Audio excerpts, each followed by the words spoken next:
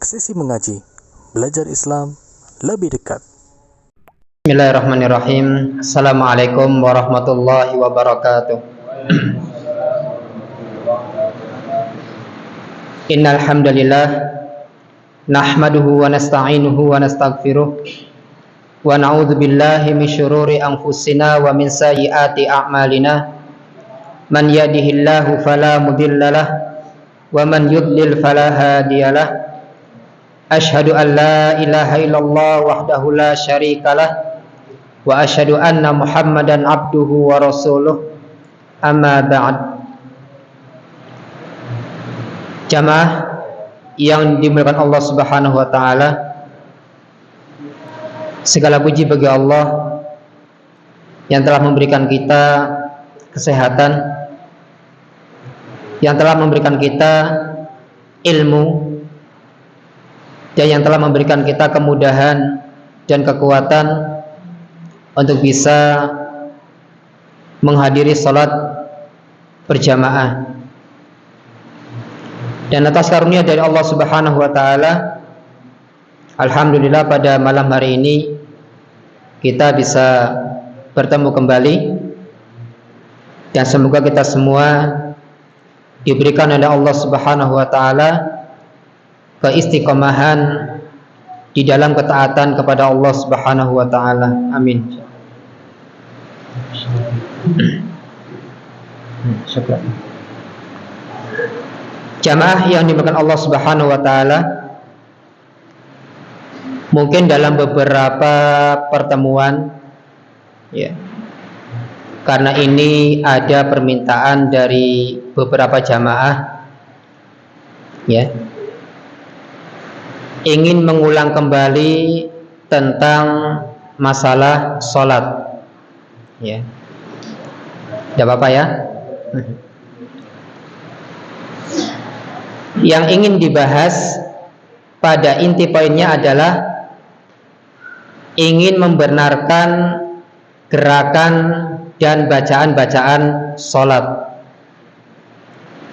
karena ada beberapa permintaan ingin tahu bagaimana cara gerakan sholat yang benar dan bagaimana bacaan-bacaan di dalam sholat, yang tentunya insya Allah antum semuanya sudah pada paham ya.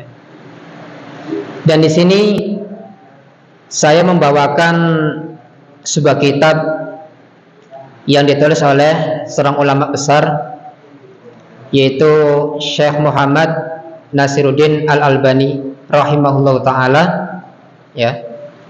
Beliau menulis kitab tentang sifatus sholatin Nabi sallallahu alaihi wasallam ya, sifat sholat Nabi, tata cara sifat sholat Nabi seolah-olah engkau melihat Nabi ya. Tentunya kita tidak mungkin melihat Nabi sallallahu alaihi wasallam ya, karena jarak yang begitu jauh ya, 1400 tahun yang lalu. Akan tetapi dengan kita mempelajari hadis-hadis tentang masalah sholat, sehingga kita ini sholatnya itu ingin sama seperti Rasulullah Sallallahu Alaihi Wasallam. Karena begitu banyaknya orang Islam yang sholat, tapi sholatnya asal-asalan ya. Dalam hal gerakan, mereka ketika menggerakkan gerakan sholat, mereka belum serius. Mereka belum apa? Belum serius. Gerakan asal gerakan, tidak serius. Contoh dalam masalah takbir, mengangkat tangan aja, ada yang Allahu Akbar, tidak serius. Ada yang begini, Pak ya, begini.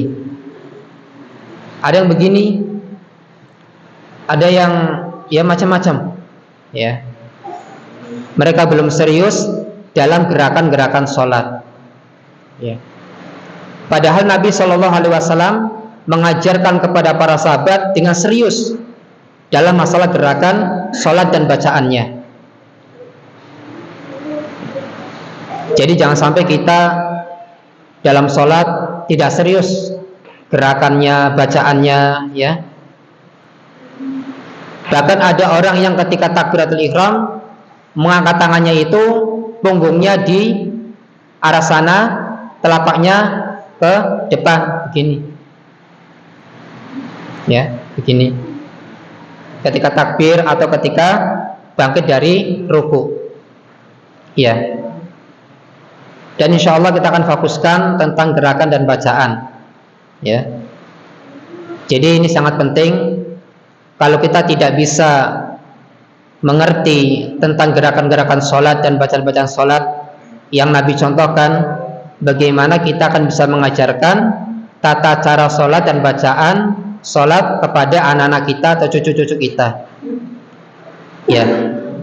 Bahkan para suami punya kewajiban untuk mendidik istri dan anaknya. Ajarkan istrinya tata cara sholat yang benar. Ajarkan anaknya tata cara sholat yang benar, sehingga mereka ketika beribadah kepada Allah Subhanahu wa Ta'ala dalam kondisi serius, dia menghadap Allah. Sebagaimana Nabi SAW telah mencontohkan tata cara sholat, ya, kepada para sahabat. Ketika itu Nabi naik ke mimbar, ya, ketika sujud Nabi turun, setelah itu Nabi naik ke mimbar lagi, ingin memperlihatkan tata cara sholat yang benar. Sehingga Nabi SAW mengatakan, sallu kama ra'aitumuni usolli. Salatlah kalian sebagaimana kalian melihat aku salat. Nabi bersabda kepada para sahabat. Ya, hadis ini diriwayatkan oleh Muslim, Bukhari dan juga Imam Ahmad. Ya. Jadi Bapak Ibu yang dimuliakan Allah Subhanahu wa Ta'ala, ya, kita akan fokuskan beberapa pertemuan karena ini ada permintaan dari jamaah. Nanti insya Allah akan kita kembali ke kitab yang kita bahas. Kitab apa yang kita bahas? Minhajul Muslim, ya. Tentunya dalam masalah sholat harus ada niat, ya. Orang sholat harus ada niat. Dan dulu sudah saya jelaskan sedikit tentang masalah niat, ya. Dan di sini beliau membawakan, sebelum membahas masalah niat, beliau membawakan sebuah hadis Nabi Shallallahu Alaihi Wasallam. Ini yang orang mungkin sebagian atau kebanyakan belum paham. Nabi SAW melarang sholat menghadap ke kubur dan melarang duduk di atas kuburan.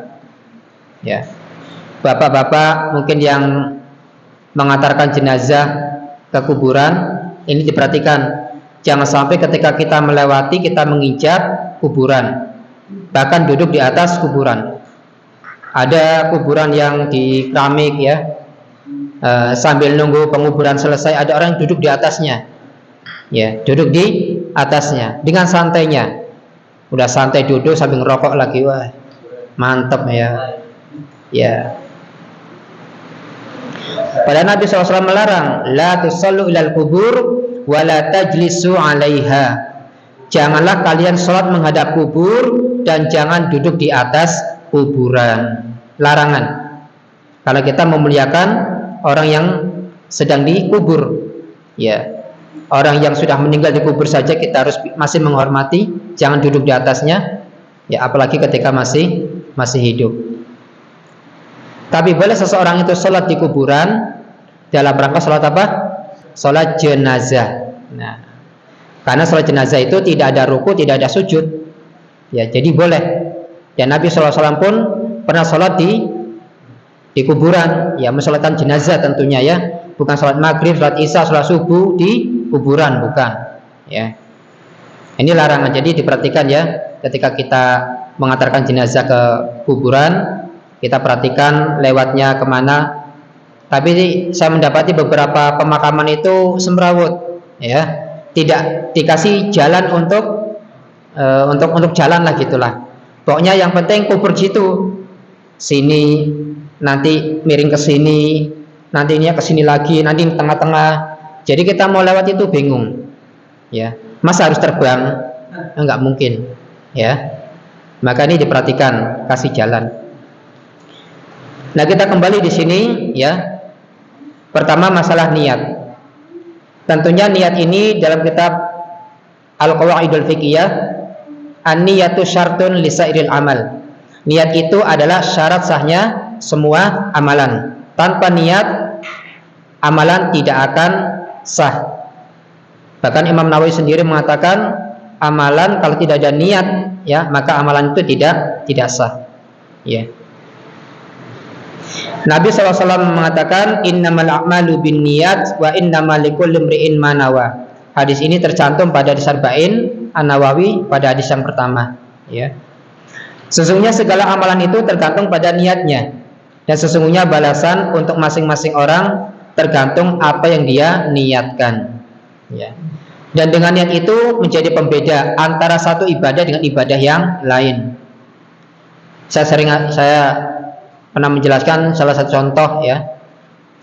Ketika orang itu masuk waktu subuh, antum datang ke masjid sholat 2 rakaat, tahiyatul masjid 2 rakaat, ya, sholat qobliyah 2 rakaat, sholat subuh 2 rakaat, sholat mutlak 2 rakaat.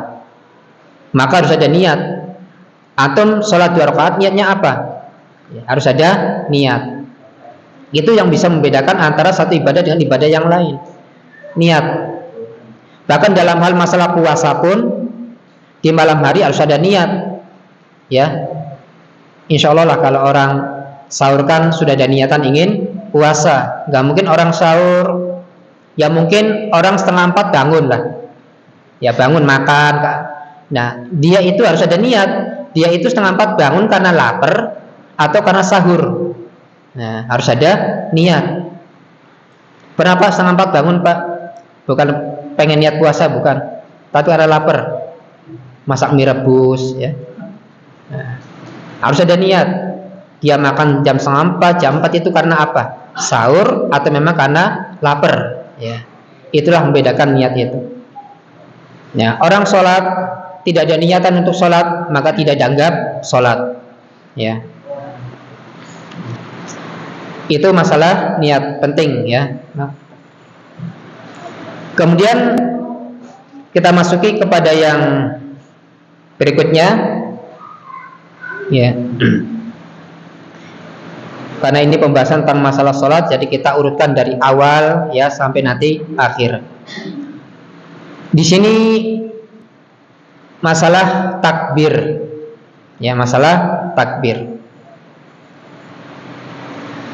Nabi SAW membuka takbiratul ihram dengan ucapan Allahu Akbar.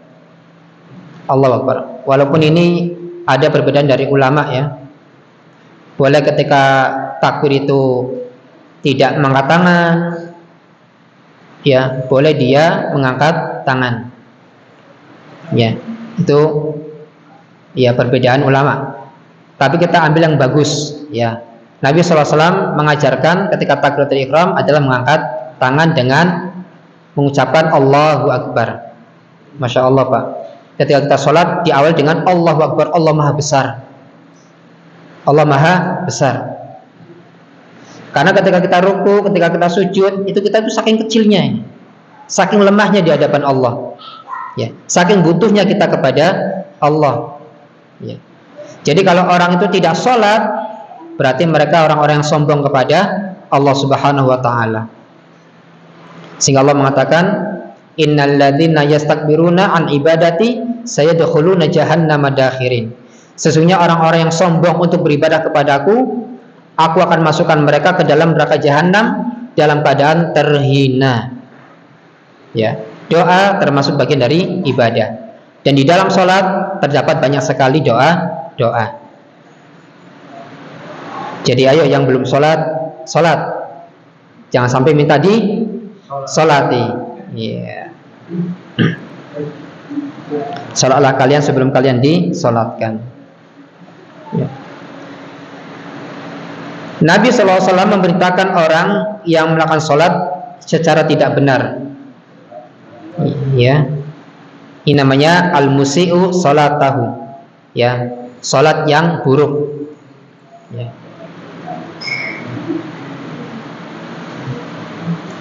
Nabi SAW bersabda, diriwayatkan oleh Imam At-Tabrani, innahu la tatimmu salatun li ahadin minan nasi hatta yatawadda'a fayad'al wudu'a mawadi'ahu summa yaqulu Allahu Akbar. Ya. Bagi sang imam wajib untuk mengeraskan bacaan, ya, sebagai pertanda sholat sudah dimulai. Ya. Sesungguhnya tidak sempurna sholat seseorang sehingga dia berwudu. Ya. Lantas meletakkan wudu sesuai tempatnya, yaitu maksudnya berwudu dengan wudu yang sempurna. Kemudian dia mengucapkan takbir Allahu Akbar.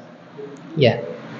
Jadi di sini kadang Nabi SAW itu ada 3 keadaan. Terkadang Nabi SAW itu memulai mengucapkan dulu Allahu Akbar, baru mengangkat tangan. Terkadang Nabi SAW mengangkat tangan dulu, kemudian mengucapkan Allahu Akbar. Dan terkadang berbarengan Allahu Akbar. Nah, yang sering kita pakai itu adalah yang ketiga tadi, ya, berbarengan Allahu Akbar. Dan imam pun seperti itu, biar nanti makmumnya orang kedir, nggak bingung, ya.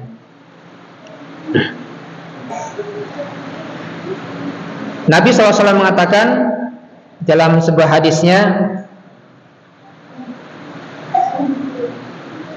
miftahus salati at-tuhuru wa tahrimuha at-takbiru wa tahliluha at-taslimu. Kunci salat adalah bersuci. Pengharamannya ada ucapan takbir Allahu Akbar. Jadi kalau orang itu mau salat bersuci dulu sebagai kunci, ya, untuk salat, ya, bersuci. Kemudian ketika orang sudah bertakbir Allahu Akbar, maka dia menyibukkan dirinya dengan gerakan dan bacaan-bacaan di dalam salat. Dia tidak boleh ngobrol dan tidak boleh apapun, ya, kecuali gerakan dan bacaan salat. Wa tahliluha at-taslim, dan tahlilnya, penghalalannya adalah ucapan salam, assalamualaikum. Kalau orang sudah mengucapkan assalamualaikum, sudah selesai salatnya, dia boleh untuk yang ngobrol, ya, tentunya zikir dulu lah, ya, zikir, ya.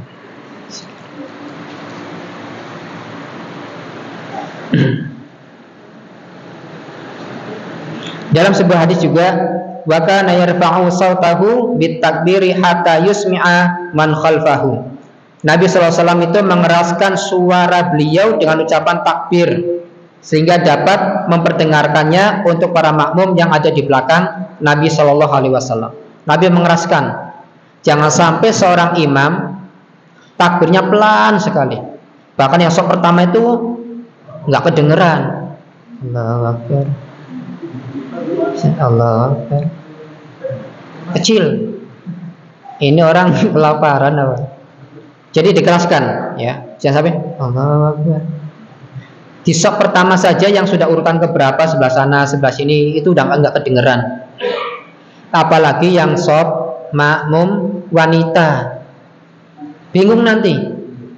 Ini imam kok nggak takbir, ya. Kalau di hijab itu, ya, kok nggak ruku-ruku, ya, ya.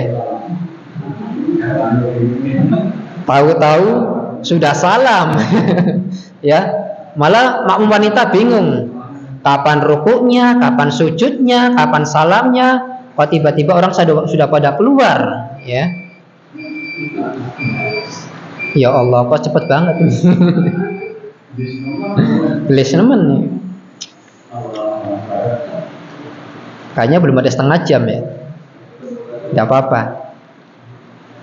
Nah, jadi bagi sang imam wajib untuk mengeraskan takbir sehingga orang-orang di belakang itu mendengar, oh ya, imam sudah memulai takbir, ya.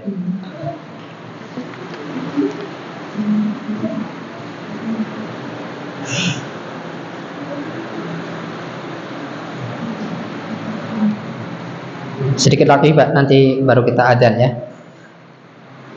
Jika Nabi SAW itu sakit, marid, ya, sakit, Abu Bakar radhiyallahu anhu mengeraskan suaranya untuk memperdengarkan takbir Nabi SAW bagi orang makmum. Nah, ini kejadian Nabi ketika sakit takbirnya tidak keras, sehingga Abu Bakar yang ada di belakang itu mengeraskan bacaan takbirnya. Nah, kalau sudah dikeraskan oleh imam, maka makmum nggak usah mengeraskan lagi bacaan takbirnya. Kalau sekarang kan ada sebuah masjid yang imamnya sudah Allahu Akbar, maka di belakang Allahu Akbar, ini nggak usah lagi, karena sudah ada imam yang sudah keras bacaannya. Ya, ada nggak Pak? Ya. Nabi SAW mengatakan, idza qala al-imamu Allahu Akbar faqulu Allahu Akbar. Jika imam mengucapkan Allahu Akbar, maka ucapkanlah Allahu Akbar. Jangan imam Allahu Akbar kitanya Alhamdulillah, ya jangan. Ya mungkin ini dulu ya pada sesi pertama ya. Kita akan lanjutkan habis sholat isya insyaallah ya. Jadi kita pelan-pelan, yang penting paham, kita benar gerakannya, kita benar bacaannya. Karena kita sholat bukan hanya gerakan dan bacaan, tapi kita harus benar sesuai dengan tuntunan Nabi Muhammad sallallahu alaihi wasallam. Subhanakallahumma bihamdika asyhadu an la ilaha illa anta astaghfiruka wa atubu ilaik. Wassalamualaikum warahmatullahi wabarakatuh.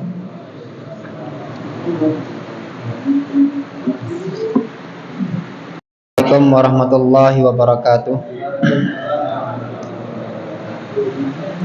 Alhamdulillahirabbil alamin, hamdan katsiran thayyiban mubarakan fi. Asyhadu an la ilaha illallah wahdahu la syarikalah wa asyhadu anna Muhammadan abduhu wa rasuluh, amma ba'd.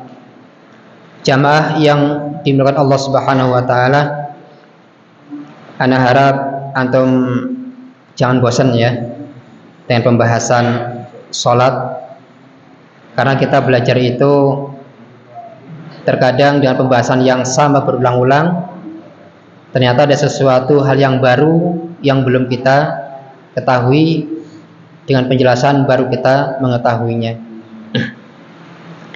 Nah, kita kembali kepada masalah takbir. Jadi sholat itu dibuka dengan takbiratul ihram. Jadi betapa banyak orang yang ketika mau takbiratul ihram, dia membaca bacaan yang lain, membaca bismillah, membaca a'udzubillahi minasyaitonirrajim, membaca surat An-Nas ya, dengan tujuan biar tidak diganggu sama syaitan. Ya kenapa nggak surat Al-Baqarah saja gitu kan, biar lebih mantap, karena hadisnya jelas ya, syaitan itu akan lari dari rumah yang dalam rumah itu dibacakan surat Al-Baqarah, apalagi ayat kursi ya, dengan keutamaannya ya. Jadi Nabi Shallallahu Alaihi Wasallam ketika mau sholat tidak ada diawali bacaan-bacaan yang lain, apalagi baca sholawatan misalkan, atau baca-baca yang lain, pokoknya nggak ada. Nabi menghadap kiblat kemudian bertakbir, tidak ada bacaan-bacaan yang lain, apalagi sampai diawali dengan baca 3 kul misalkan, kul huwallahu ahad, kul a'udzu birabbil falaq, kul a'udzu birabbin nas ya, atau tambah ayat kursi misalkan ya, atau yang lainnya. Nah, ketika kita takbir Allahu Akbar, kemudian membaca doa iftitah. Nanti doa iftitah ini akan ada beberapa model, ada beberapa macam. Di dalam kitab ini jelaskan ada 12 bacaan doa iftitah. Banyak Pak. Ada 12 bacaan doa iftitah. Yang ini dalam kitab ini mengambil hadis-hadis yang sahih, paling minimal hasan ya, karena hasan itu paling bawah ya.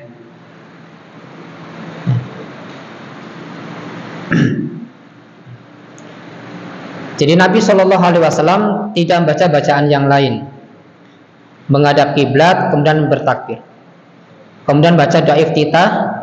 Nah, setelah doa iftitah selesai, disitulah ada bacaan ta'awud ya, yaitu a'udzubillahi minasyaitonirrajim. Ya, aku berlindung kepada Allah dari godaan syaitan yang terkutuk.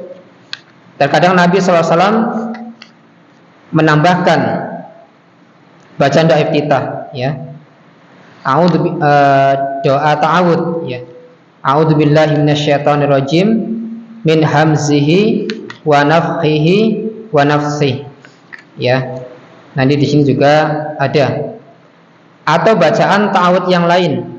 A'udzubillahis samii'il alimi minasyaitonir rajim. Ya. Jadi ada a'udzubillahis samii'il alimi minasyaitonir rajim. Boleh kita membacanya a'udzubillahi minasyaitonir rajim, boleh. Boleh kita membacanya a'udzubillahi minasyaitonir rajim min hamzihi wa nafthihi wa nafsihi. Atau bacaan ta'awudz yang lain a'udzubillahis samii'il alimi minasyaitonir rajim. Kalau orang yang cuma baca a'udzubillahi minasyaitonir rajim kemudian mendengar ada tambahan atau ada bacaan ta'awudz yang lain, disangkanya itu bacaan yang salah. Kan gitu. Ini bacaan dari mana? Ya. Bacaan dari mana? Ya. Kita kan taunya satu doa saja. Ya. Tidak menelaah tentang doa-doa yang lain. Jadi tidak ada bacaan-bacaan pendahuluan sebelum takbiratul ihram, ya. Karena banyak sekali ya orang-orang yang mereka mengawali ketika takbiratul ihram diawali dengan bacaan-bacaan yang lain. Kemudian yang berikutnya, gerakan yang berikutnya, ya, yaitu mengangkat kedua tangan. Insya Allah nanti mungkin ya nanti pertemuan yang keberapa nanti kita punya proyektor nggak ya? Nanti ada proyektor, nanti kita sorotkan ke sana, nanti biar tahu gerakan, ya, gerakan sholat. Nah, jangan, ya bapak-bapak, ibu-ibu sekalian, jangan sampai kita sholat bertahun-tahun, kita gerakannya cuma itu saja, tidak ada perbaikan, tidak ada perubahan. Gimana sih cara sholat yang benar, yang sesuai tuntunan Nabi? Jangan sampai itu aja gerakannya, enggak ada perubahan. Bahkan saya lihat bapak-bapak ya mungkin sudah punya cucu ya, sujud hidung nggak nempel. Sujud hidung tidak nempel. Padahal hidung tidak nempel nih ketika sujud bisa menjadikan sholatnya tidak sah. Karena ketika sujud ada 7 anggota badan yang kita letakkan. Kening dan hidung ini dihitung menjadi 1. Kedua telapak tangan, kedua lutut, dan kedua jari jemari yang kita tegakkan. Jadi ini kaki kita tekuk ya. Nah, kita tekuk sehingga jari-jari ini menghadap ke kiblat. Mana kiblat sana ya? Kiblat. Soalnya kajiannya di sini ya. Menghadap kiblat, tekuk ya. Ditekuk. Itu kalau mampu. Kalau mampu. Kalau tidak mampu karena sakit atau apa, ya udah terserah. Dia mau selonjor, kakinya mau apa ya? Enggak bisa tekuk, diginikan, enggak masalah ya. Karena Allah tidak membebani satu jiwa di luar kemampuan manusia. Jadi enggak lagi sakit, asam urat atau apa, harus nekuk. Ya, akhirnya apa? Bertambah sakitnya. Inilah Islam.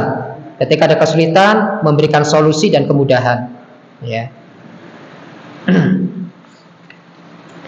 Nah, di sini mengangkat kedua tangan. Nabi SAW terkadang mengangkat kedua tangan beliau bersamaan dengan takbir. Jadi Allahu Akbar bersamaan dengan takbir. Dan terkadang Nabi SAW pun bertakbir terlebih dahulu, baru menggerakkan tangan. Terkadang menggerakkan tangan dulu, baru takbir. Jadi ada berapa Pak? Ada 3. Nah, jangan sampai takbir Allahu Akbar ya. Kita serius. Sejajar dengan telinga, daun telinga sejajar dengan bahu ya. Dengan tidak terlalu merenggangkan, tidak terlalu merapatkan, sedang begini. Dan ini lurus, telapak ini menghadap ke kiblat. Jangan nekuk, jangan begini ya. Pokoknya begini. Lurus ya, sejajar bahu atau daun telinga ya. Nah, ini perbaikan ya, perbaikan. Nabi SAW mengangkat keduanya dengan jari jemari direntangkan. tidak merenggangkan antara jari jemari tersebut dan tidak juga mengepalkan, jadi sedang, tidak begini, tidak juga begini, ya, sedang, agak renggang, ya. Ya, antum kalau takbir tangannya gimana, Pak? Diperhatikan nggak tata caranya? Enggak ya, asal takbir aja, yang penting takbir. Karena ada orang yang malas memperbaiki sholatnya. Oh, yang penting saya sholat, takbir, baca bacaan dan salam. Ya, dia tidak menginginkan perbaikan sholatnya. Pantas saja kalau sholatnya tidak khusyuk, ya. Dan Nabi SAW mengangkat kedua tangan beliau sejajar dengan kedua pundaknya, ya, pundaknya. Jadi bukan bawah sininya, bukan pundak sininya, ya. Ini lurus, ya. Diusahakan antum, kalau antum susah, ya, antum susah nih, mengira-ngira nih, antum ngadep ke cermin. Nah, cermin. Nah, udah pas belum nih, ya kan? Nah, udah pas belum nih? Nah, jadi ngadep ke cermin lah. Insya Allah antum punya cermin semua, ya. Tiap hari ngaca sisiran kan, Insya Allah. Mau yang tua, yang muda, Masya Allah, ya. Jadi ngadep ke cermin, udah pas belum nih? Udah pas belum? Nah, gitu kan? Menghadap ke cermin. Dan terkadang Nabi SAW mengangkat kedua tangannya sejajar dengan daun telinga. Ya, daun telinga, pokoknya daun telinga. Mau dengan cara begini atau begini, ya, sejajar dengan daun telinga.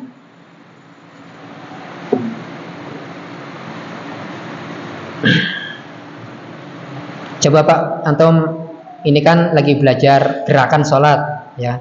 Coba antum dari mulai tangan dulu, ya. Nah, dari mulai tangan dulu, gini, ya. Nah, begini, tidak, jangan begini, ya. Nah, jadi jempolnya itu jangan misah. Kalau misah nanti hilang, ya. Gini, ya. Nah, dengan bahu. Ya, Anda juga ngira-ngira ini udah lurus belum? Ya, dengan bahu, ya. Tidak begini, ya. Begini. Tidak mengepal, tidak merenggang, ya. Kemudian begini, sejajar dengan telinga, ya. Ya, antum, pokoknya antum melihat ke cermin, ya. Jadi ada dua cara itu, ya, sejajar bahu dengan telinga. Selain itu berarti salah, ya. Selain itu berarti salah. Pokoknya kalau yang benar ini berarti yang lain salah, kan gitu. Nah, seperti antum jawab pilihan ganda. Kalau yang benar ini, ya yang lain salah, gitu, ya.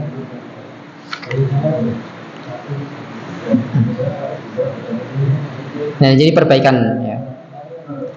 Kemudian setelah mengangkat tangan, kedua tangan, kita diperintahkan meletakkan tangan kanan di atas tangan kiri dengan cara sedekap, ya. Ada beberapa cara, ya. Begini, kemudian pergelangan dan agak ke sini, ya. Ada 3 ini, ya. Begini, kemudian pergelangan, kemudian agak ke sini. Jangan begini, ya. Ya, pinggir nggak boleh, ya. Apalagi begini, atau begini, ya. Diletakkan di dada, bukan di jidat, bukan di sini, ya.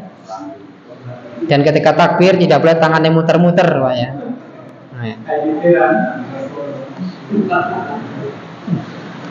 terkadang orang sholat dengan gerakan-gerakan itu sesuai dengan perasaan dia, bukan dengan tuntunan Nabi Shallallahu Alaihi Wasallam. Nah, beliau Shallallahu Alaihi Wasallam meletakkan tangan kanan beliau di atas tangan kiri beliau, ya. Jadi jangan sampai salah, ya. Ini tangan kanan di atas tangan kiri dan setelah letakkan di dada, ya.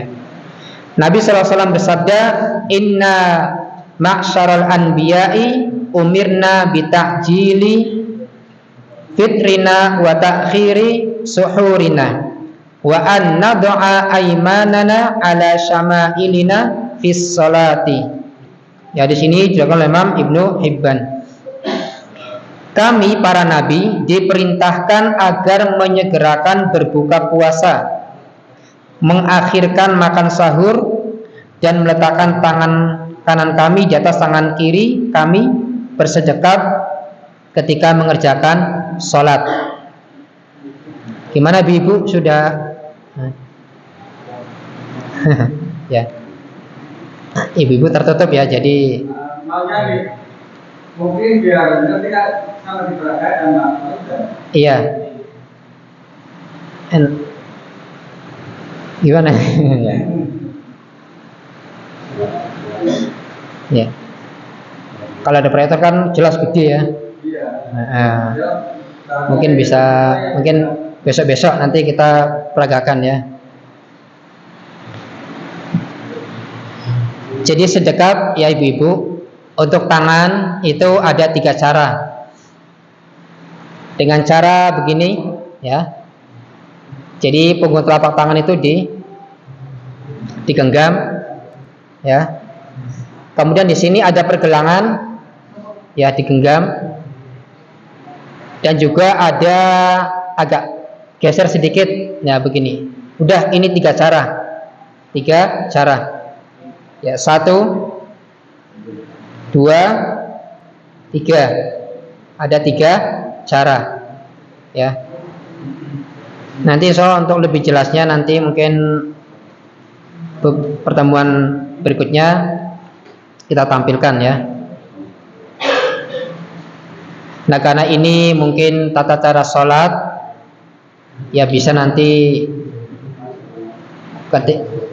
gimana enaknya masih ditutup atau dibuka, terserah panitia ya, untuk yang ibu-ibu.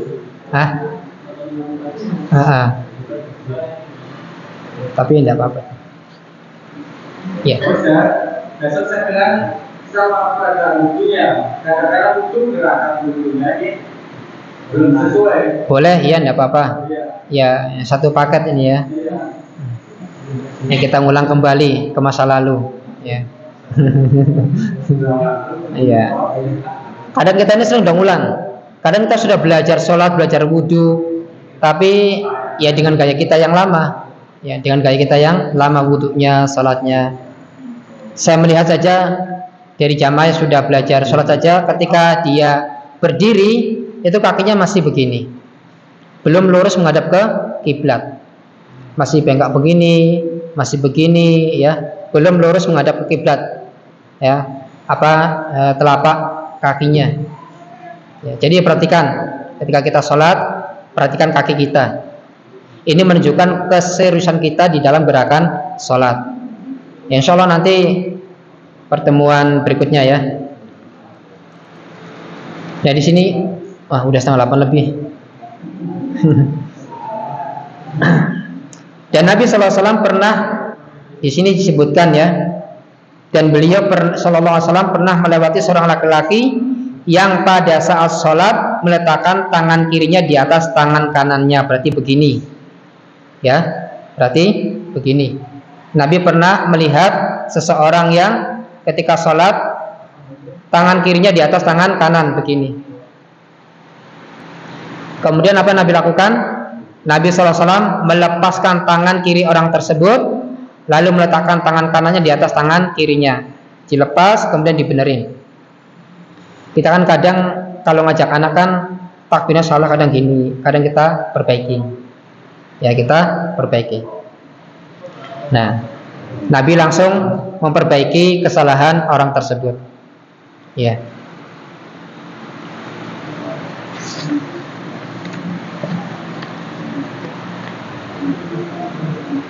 Kemudian yang terakhir mungkin pertemuan ini ya, meletakkan kedua tangan di dada. Ingat, di dada. Dada itu mana sih? Sini kan dada.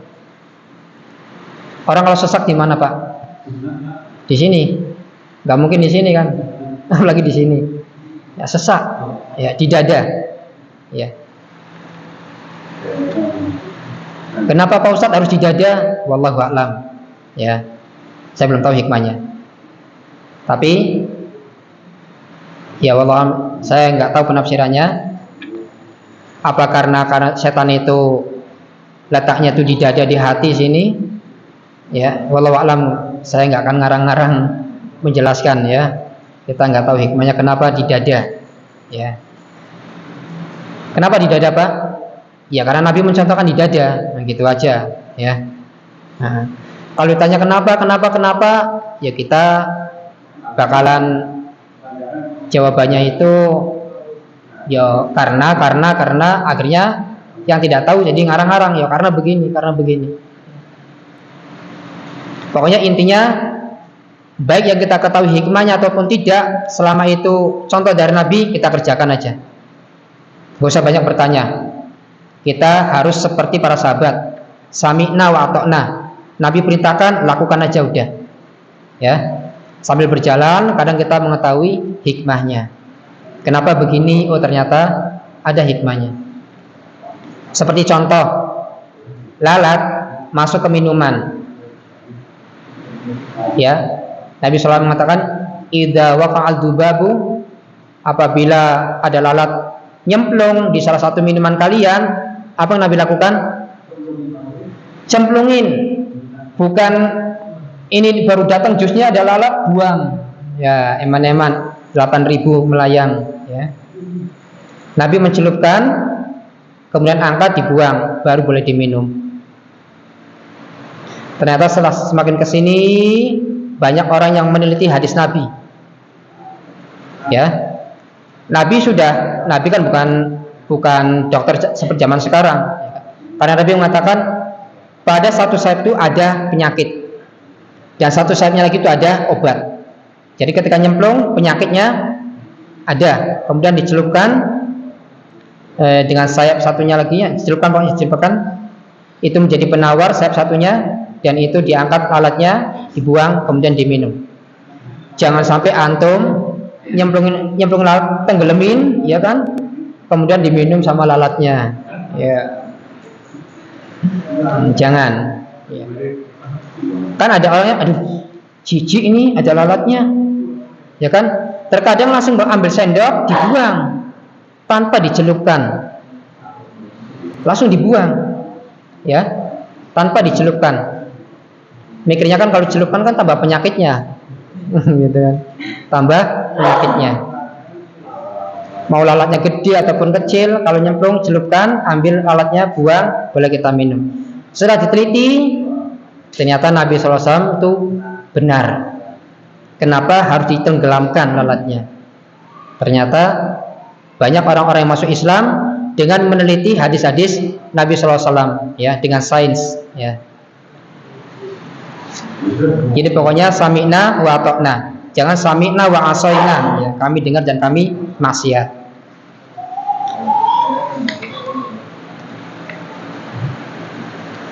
Sudah sampai sini saja Bapak Ibu sekalian yang bisa Anda sampaikan.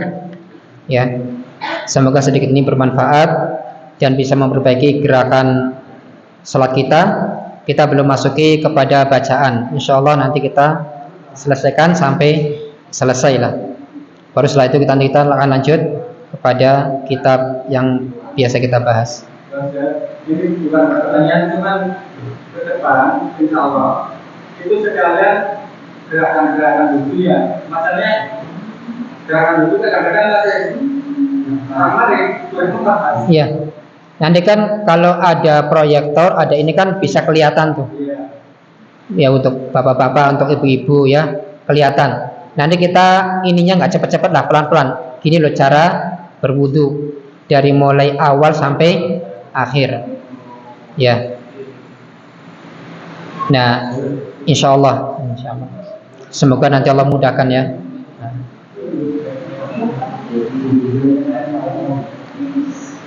Ada pertanyaan? Cukup? Depan aja ya. Insya Allah. Jadi terus kita ini belajar memperbaiki diri, ya, memperbaiki ibadah kita, memperbaiki niat kita, ya. Dan kita jangan sampai bosan dengan ilmu yang sering diulang-ulang. Mengulang-ulang ilmu itu bagian dari sedekah. Dan semakin diulang akan semakin ingat terus-menerus. Sebagaimana antum menghafal Al-Quran, surat ini semakin ulang-ulang antum semakin akan ingat terus, akan semakin melengkap. Ada orang diulang-ulang sering terus menerus, kadang suatu saat lupa juga, ya. Maka dari itu ilmu harus diulang dan jangan lupa diamalkan. Semoga ini bermanfaat untuk saya sendiri dan juga bermanfaat untuk semuanya. Semoga Allah Subhanahu wa taala membimbing kita semua dalam beribadah kepada Allah Subhanahu wa taala. Kita tutup dengan doa kafaratul majelis. Subhanakallahumma wa bihamdika asyhadu an la ilaha illa anta astaghfiruka wa atubu ilaik. Allahumma inna nas'alukal huda wa tuqa wal afa wal ghina wa akhiru da'wana alhamdulillahi rabbil alamin. Wassalamualaikum warahmatullahi wabarakatuh.